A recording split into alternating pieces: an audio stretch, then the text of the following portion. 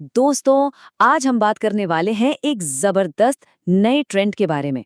सोचिए क्या होता है जब टेक्नोलॉजी की दुनिया के दो सबसे बड़े नाम यानी आर्टिफिशियल इंटेलिजेंस और ब्लॉकचेन एक साथ आ जाएं। आज हम इसी रोमांचक दुनिया की गहराई में उतरने वाले हैं। तो सवाल ये है कि जब हमारे दौर की दो सबसे बड़ी टेक्नोलॉजी एआई और क्रिप्टो आपस में मिल जाती हैं, तो होता क्या है? ये सिर्फ एक सवाल नहीं है, बल्कि ये वो चिंगारी है जो भविष्य की डिजिटल अर्थव्यवस्था में आग लगा सकती है। चलिए देखते हैं कैसे। चलिए अब थोड़ा और गहराई में उतरते हैं और इस नए क्रिप्टो ट्रेंड को समझते हैं, जिसने हाल ही में इन्वेस्टमेंट की दुनिया में काफी हलचल मचा दी है। पिछले कुछ वक्त से क्रिप्टो एसेट्स की एक पूरी की पूरी नई कैटेगरी ने बहुत तेजी से लोगों का ध्यान अपनी ओर खींचा है। तो ये एआई क्रिप्टो कॉइन्स आखिर हैं क्या? देखिए, इसे आसान भाषा में समझते हैं। ये ऐसी डिजिटल करेंसी हैं जो अपने काम के लिए आर्टिफिशियल इंटेलिजेंस की पावर का इस्तेमाल करती हैं। चाहे वो डेटा को एनालाइज करना हो, अपने नेटवर्क को स्मार्ट बनाना हो, या फिर एक ऐसा खुला बाजार बनाना हो जहां कोई भी एआई सर्विसेज खरीद और बेच सके बिना किसी बड़ी कंपनी के कंट्रोल के। असल में इनका मकसद ही यही है, एआई को कुछ गिने चुने हाथों से निकालकर सबके लिए उपलब्ध कराना। ठीक है, थ्योरी तो समझ आ गई, लेकिन असल में ये प्रोजेक्ट्स दिखते कैसे हैं? चलिए अब कुछ मार्केट लीडर्स पर एक नजर डालते हैं जो इस क्रांति को लीड कर रहे हैं।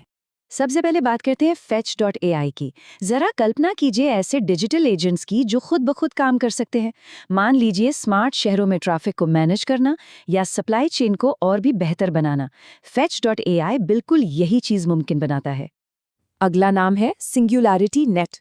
इसे आप एआई का एक ओपन मार्केटप्लेस कह सकते हैं, जहां कोई भी डेवलपर अपने बनाए एआई टूल्स को शेयर कर सकता है, उन्हें बेच सकता है। इसका विजन भी एआई को बड़ी बड़ी कंपनियों की पकड़ से निकालकर आम डेवलपर्स तक पहुंचाना है। अब बात करते हैं रेंडर नेटवर्क की। एआई को बनाने और ट्रेन करने के लिए बहुत ज़्यादा कंप्यूटिंग पावर लगती है, जो अक्सर बहुत महंगी होती है। रेंडर नेटवर्क इसी प्रॉब्लम का एक ज़बरदस्त सल्यूशन है। ये उन लोगों को कनेक्ट करता है जिनके पास एक्स्ट्रा जीपीयू पावर है, उन लोगों से जिन्हें इसकी ज़रूरत है। और फिर आता है द ग्राफ।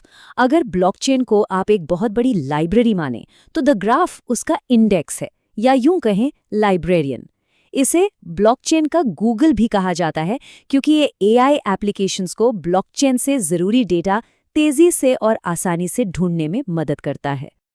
तो अब सवाल ये उठता है कि भाई अचानक से इस सेक्टर में इतनी दिलचस्पी क्यों बढ़ गई है? क्या ये सिर्फ एक और हाइप है, या इसके पीछे कोई ठोस वजह है? चलिए इस ग्रोथ के पीछे की ताकतों को समझते हैं। असल में इसके पीछे तीन बड़ी वजह हैं। पहली तो ये कि एआई इंडस्ट्री खुद ही रॉकेट की स्पीड से बढ़ रही है। दूसरी, एक सोच है कि एआई को कुछ बड़ी बड़ी टेक कंपनियों के कंट्रोल से बाहर निकाला जाए, उसे डिसेंट्रलाइज किया जाए। और तीसरी वजह, जब वेब3 की दुनिया और एआई की इंटेलिजेंस आपस में मिलती है तो कुछ कमाल की संभावनाएं बनती हैं। ये तीनों फैक्टर्स मिलकर इस ट्रेंड को फ्यूल दे रहे हैं। लेकिन देखिए, हर नई और एक्साइटिंग चीज की तरह जहां बड़े मौके होते हैं, वहां बड़े रिस्क भी छिपे होते हैं। तो अब जरा हाइप और हकीकत के बीच का फर्क समझना भी जरूरी है, ताकि हम सही और गलत को पहचान सकें।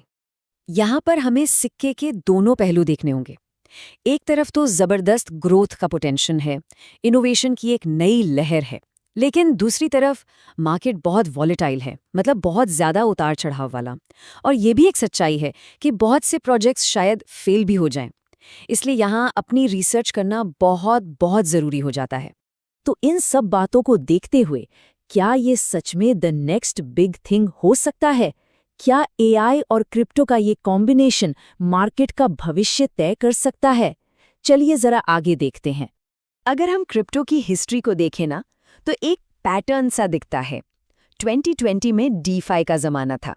2021 में एनएफटीज ने धूम मचाई। तो क्या अगला दौर एआई और क्रिप्टो का होने वाला है? बहुत से एक्सपर्ट्स को तो ऐसा ही लगता है। तो हम आज की बात को इसी बड़े सवाल पर खत्म करते हैं।